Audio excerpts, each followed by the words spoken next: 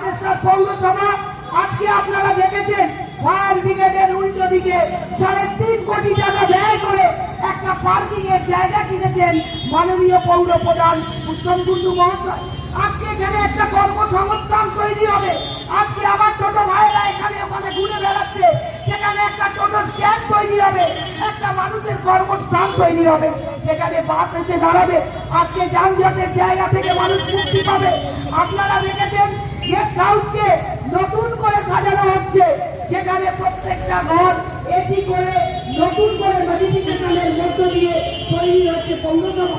এছাড়া Tarakeswar bus stand আপনারা দেখেছেন টোল প্লাজা তৈরি হচ্ছে, টোল প্লাজা হয়েছে। এরপর আমাদের মেন লক্ষ্য হচ্ছে অডিটোরিয়াম। যে অডিটোরিয়াম সিপিএম এর আমলে শুরু হয়েছিল, অর্ধ সমাপ্ত হয়ে পড়ে আছে, ভেঙে গেছে, সেটাকে নতুন করে যাদবপুরের ইঞ্জিনিয়ার দিয়ে আমরা সেগুলো এস্টিমেট করে ভেটিং করে আমরা পাঠিয়েছি। আমাদের যারা আছেন কাউন্সিলররা, আজকে 14 নম্বরে কাউন্সিলর আছেন অমরবাবু, তারা লিখিত দিয়ে আমরা প্রত্যেকটা কাজ প্রত্যেকটা ওয়ার্ডে সমতালে আমরা করে থাকি। আমরা মানুষের কাছে আপনারা দেখেছেন যে আজকে বাড়ি বাড়ি গিয়ে ময়লা তুলে নিয়েছে, এলাকায় আজকে কোথাও ভ্যাট নেই, নোংরা পরিষ্কার পরিচ্ছন্ন করা, এবং আপনার বাড়ি থেকে আপনার এই ময়লাটা মাত্র 30 পয়সার বিনিময় আপনার ঘর থেকে তুলে নিয়ে আসে তারকেশ্বর পৌরসভা। আপনারা দেখেছেন বিনা পয়সায় ছবেলা জল দিয়ে থাকে তারকেশ্বর পৌরসভা। 24 ঘন্টায় আলো রয়েছে। এই যে বড় বড় মেলা, তার ময়লা আবর্জনা তুলে পরিষ্কার করছে তারকেশ্বর পৌরসভা। আজকে মানুষের মধ্যে একটা বিভ্রান্ত, বিজেপিরা বলে বেড়াচ্ছে যে দোকান ভাঙা হয়েছে, দোকান উচ্ছেদ করা হয়েছে। আমি এখানকার যারা দোকানদার আছেন বলুন, আপনাদের একটাকে উচ্ছেদ করেছে কিনা? আমরা শুধুমাত্র বলেছি ফুটপাত দখল করবেন না, ফুটপাতে আপনার ভোক্তাও হেঁটে আসবে, আপনার পরিবারের মানুষও হেঁটে যাবে, মানুষকে হাঁটার জায়গা দিন। আমরা শুধুমাত্র সেই ফুটপাতকে মুক্ত করার জন্য আগে আবেদন করেছি, মাইকিং করেছি, তারপর আপনাদের কাছে আমরা এসেছি বলতে যে আপনারা আপনাদের যেটা বর্ধিত জায়গাটা যেটা দখল করে আছেন ফুটপাত, সেটা করিয়ে দিতে। আজকে আমাদের ডিএম থেকে এসডিও থেকে বলেছে আপনাদের মেলার সময় কত দোকান বসে সেই দোকানের রেজিস্ট্রেশন চাই। তাই আমাদের মাননীয় পৌর প্রধান বিভিন্ন এলাকায় যারা বসে ব্যবসা করেন এই শ্রাবণী মেলা, শুধুমাত্র রেজিস্ট্রেশনের জন্য তাদের নাম নথিভুক্ত করা হচ্ছে। এখানে কোনো টাকা নেওয়া হচ্ছে না। যে বা যারা প্রতিবারই মিথ্যে কথা বলে, একটা যে দরখাস্ত সেটা ইলেকশন 30 টাকায় বিক্রি হচ্ছিল, পৌর প্রধানের কানে যেতেই তিনি কিন্তু সঙ্গে সঙ্গে অর্ডার করেন দরখাস্ত তারকেশ্বর পৌরসভা লিখে দেবে। আপনারা যারা দোকান করেছেন আপনারা দেখেছেন, সেখানে বিনা পয়সায় দরখাস্ত তুলে আপনাদের লিখে নাম নথিভুক্ত করছে। আপনাদের কাছে অনুরোধ, যে আস্থা যে বিশ্বাস রেখেছেন তৃণমূল কংগ্রেসের ওপর, সেই আস্থা বিশ্বাস রাখুন। রেজাল্ট বেরিয়েছে, তৃণমূল কংগ্রেস 2019 সালে আরামবাগ জিতেছিল, 2024 সালে মিতালি বাগ জিতল, কিন্তু তারপরে একটা সিপিএম বিজেপির ওপর আমরা বদলা নিইনি। নেত্রীর বার্তা বদলা নয়, বদল চাই। কিন্তু এরপর তৃণমূল কংগ্রেসের ওপর যদি মনে হয় আপনারা এই বহু কথা নিপীড়ন অত্যাচার চালাবেন, এবার কিন্তু নেত্রীকে অনুরোধ করব, এবার বদলা নিতে দিন, এবার চিহ্নিত করুন প্রকৃত তৃণমূল কংগ্রেস করা। কেন বিরোধে থাকার পরও উন্নয়ন কিন্তু বিরোধীদেরও আমরা পৌঁছে দিয়েছি, তারপরও আমরা কেন শুনে নেব? এলাকার কিছু ছেলে তারা কিন্তু এখানে উৎপাত চালিয়েছিল, আমাকে বারে বারে ফোন করে এলাকার মানুষ বলেছে, আমি বলেছি যে বদলাটা মানুষ নেবে, মানুষের ওপর ছেড়ে দিন। মানুষ কিন্তু বদলা নিয়ে দেখিয়েছে।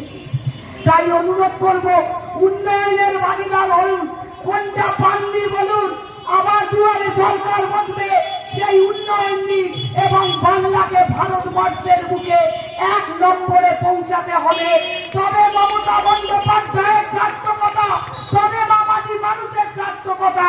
কারণ ধর্ম নিয়ে নয়, ধর্ম প্রচার করতে হলে প্রকৃত একজনই সন্ন্যাসী ছিল স্বামী বিবেকানন্দ। স্বামী বিবেকানন্দ ছাড়া এই বাংলার বুক থেকে ভারতবর্ষের বুকে প্রকৃত সন্ন্যাস কেউ ছিলেন না। তাই তো দেখেছিলাম 19 সালে কেদারনাথ লোকনাথে, কেদারনাথ বদ্রীনাথে গিয়ে ধ্যান করছেন প্রধানমন্ত্রী। এবারে বাংলাকে চোখ করা হয়েছিল। এবারে কোথায় গেলেন? কন্যাকুমারিকা, যেখানে স্বামী বিবেকানন্দের মূর্তি রয়েছে, সেখানে গিয়ে উপাসনা করছেন। এর থেকে কি বোঝা যায়? যে বাংলাকে হাতিয়ার করতে হবে, বাংলার মানুষকে বোঝানো হবে যে দেখো স্বামী বিবেকানন্দের পদতলে বসে আমি যেন স্মরণ করছি। আবার কি করলেন? সমুদ্র তলায় গিয়ে শ্রীকৃষ্ণের পালক নিয়ে পুড়ছেন, সঙ্গে অক্সিজেন মিডিয়া নিয়ে গিয়ে ছবি তুলছেন। আমাদের প্রশ্ন ঠিক এই একই জায়গা, যে ধর্মকে এমন ভাবে বিবর্তনের জায়গায় আনা হচ্ছে, ধর্মকে এমন ভাবে ভেঙে মানুষের কাছে তুলে ধরা হচ্ছে যে একমাত্র ধর্ম বিজেপি জানে। কিন্তু উল্টো দিকে দিলীপ গতি বলছে যে মানুষকে ভরসা দেওয়া, মানুষকে স্বপ্ন দেখানো আমাদের কাজ, মানুষ যেটা বিশ্বাস করবে না করবে তার ব্যাপার। তাহলে আপনারাই বলুন, এই যে মিথ্যে কথা তারা স্বপ্ন দেখিয়েছিল, এই মিথ্যে থেকে আপনারা বেরিয়ে তৃণমূল কংগ্রেসকে জায়গা দিয়েছেন। তাই অনুরোধ করব, কারোর কোনো কথায় চেয়ারম্যানকে বলুন সরাসরি পৌর প্রধানের কাছে যান, জনতার দরবারে যান, আপনার সমস্যা নিষ্পত্তি করার জন্য তৃণমূল কংগ্রেস রয়েছে, কোথাও যেতে হবে না। আপনারা যেভাবে পাশে ছিলেন সেভাবে থাকুন এবং 24 ঘন্টায় 12 নম্বর হোক, 13 নম্বর হোক, 2 নম্বর হোক, 1 নম্বর হোক, যার যখন সমস্যা মনে হবে যে রূপা সরকার এটা করতে পারবে, আপনাদের স্বাগত রইল। 24 ঘন্টায় আমি আপনাদের জন্য রয়েছি। এই 4টে ওয়ার্ডের মানুষের কোনো ক্ষতি এবং কোনো বিজেপির উৎপীড়ন, কোন সিপিএমের চোখ রাঙানি আমি মেনে নেব না। তার পাশে থেকে তার হয়ে কাজ করব, মানুষের জন্য কাজ করব, কারণ নেতা আমাদের উত্তম কুণ্ডু শিখিয়ে দিয়ে গেছে, সেই কাজ আপনাদের জন্য করব। বক্তব্য দীর্ঘায়িত নয়। আরেক কথা বলে রাখি, টোটো ইউনিয়ন যারা টোটো নিয়েছেন, আগে আমাদের যারা পুরনো টোটো আছে তাদের রেজিস্ট্রেশন হচ্ছে, ধীরে ধীরে আপনাদেরও হবে। এগুলো সরকারের নির্দেশ যে কত টোটো আপনার তারকেশ্বর এলাকায় চলে তার একটা রেজিস্ট্রেশন, যেটা একমাত্র ইউনিয়ন হয়ে পৌরসভা করতে পারবে, আর কেউ নয়। কোথাও কোনো টাকা দিয়ে নয়, সরাসরি রেজিস্ট্রেশন তারকেশ্বর পৌরসভা, সেখানে যোগাযোগ করবেন। ইউনিয়নে যারা আছে তার সঙ্গে যোগাযোগ করবেন, নাম্বার প্রত্যেককেই দেওয়া হবে, কিন্তু আগে যারা পুরনো আছে তাদের দিয়ে নেব, আপনাদেরকেও নাম্বার দেব, সেই ধৈর্যটুকু রাখুন। এই বলে আমার বক্তব্য শেষ করছি। জয় হিন্দ, তৃণমূল কংগ্রেস জিন্দাবাদ, মমতা বন্দ্যোপাধ্যায় জিন্দাবাদ, অভিষেক বন্দ্যোপাধ্যায় জিন্দাবাদ। 21শে জুলাইয়ের প্রস্তুতি নিয়ে কি বলবেন? দেখুন, 21শে জুলাই তৃণমূল কংগ্রেসের কাছে একটা স্মরণীয় দিন। ব্যক্তি তখন যুব কংগ্রেস করতেন 1993 সালে। No identity card, no card, no vote, এই শান্তিপূর্ণ একটা অভিযান করেছিলেন রাইটার্স বিল্ডিংয়ে, যেখানে আমাদের 13 জন শহীদকে হারিয়েছিলাম। কল্যাণ ব্যানার্জি থেকে শুরু করে রতন মণ্ডল থেকে কেশব বৈরাগ্য, মৌরারি মুখার্জি, মোহাম্মদ খালে ইন্নু থেকে শুরু করে 13 জন শহীদকে হারিয়েছিলাম। ব্যক্তি 1994 সাল থেকে তখন কংগ্রেস করতেন।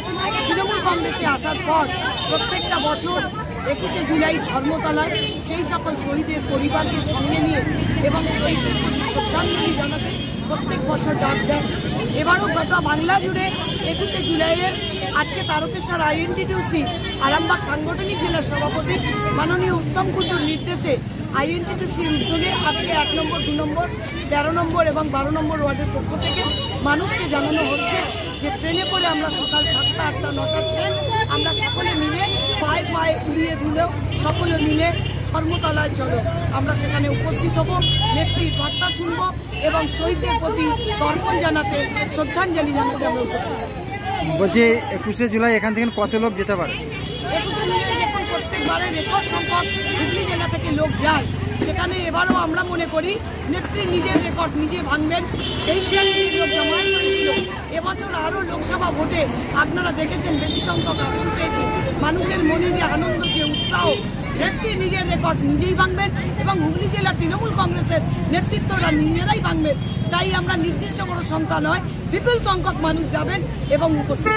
আপনার নাম আর পরিচয়? রূপা সরকার, কাউন্সিলর 1 নম্বর ওয়ার্ড।